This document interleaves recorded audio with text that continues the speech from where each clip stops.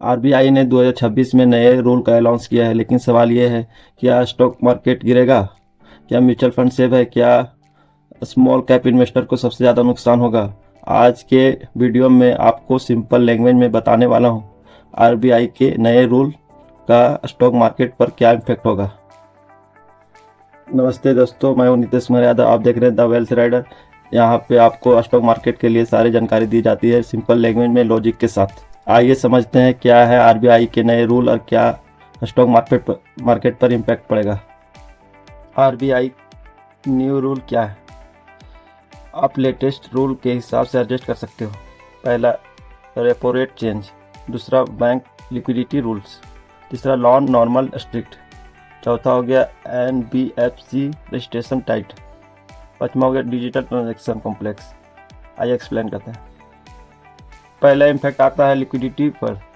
जब आरबीआई पैसा मार्केट में कम करता है तो स्टॉक मार्केट में बाइंग पावर कम हो जाती है। ठीक है, इंटरेस्ट रेट बढ़ने से कंपनी का लोन महंगा हो जाता है और प्रॉफिट कम हो जाती है।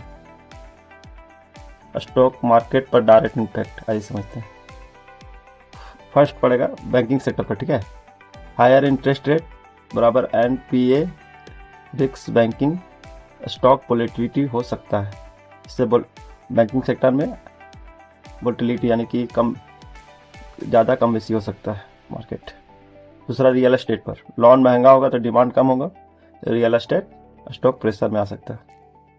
तीसरा है स्मॉल कैप स्टॉक। लिक्विडिटी सबसे पहले स्मॉल कैप से निकलती है, इसलिए करेक्शन का ज़्यादा रिस्क रहता है स्मॉल कैप स्टॉक में। चौथा, defence stock. FMCG pharma stable रह सकता है। म्यूचुअल फंड इन्वेस्टर क्या करें, ऐसे समझते हैं। एसआईपी बंद मत करें, लमसम अवॉइड करें, एसिड एलोसेंस मेंटेनेंस करें, इमरजेंसी फंड रेडी रखें। मार्केट गिरता है तभी पैसा बनता है, और सिर्फ उन लोगों के लिए जो पैनिक नहीं हो करते। ठीक है, स्मार्ट इन्वेस्टर स्ट्रेटेजी 2026 आइए समझते हैं। कैश 20 से 30% रेडी रखो। ठीक है, क्वालिटी लार्ज कैप स्टॉक पे फोकस करो। डेट फंड कंसीडर करो, यानी कि लो। गोल्ड एलोकेशन 5 से 10%। जब आरबीआई स्ट्रिक्ट होता है तब स्ट्रॉन्ग कंपनी सर्वाइव करती है। ठीक है,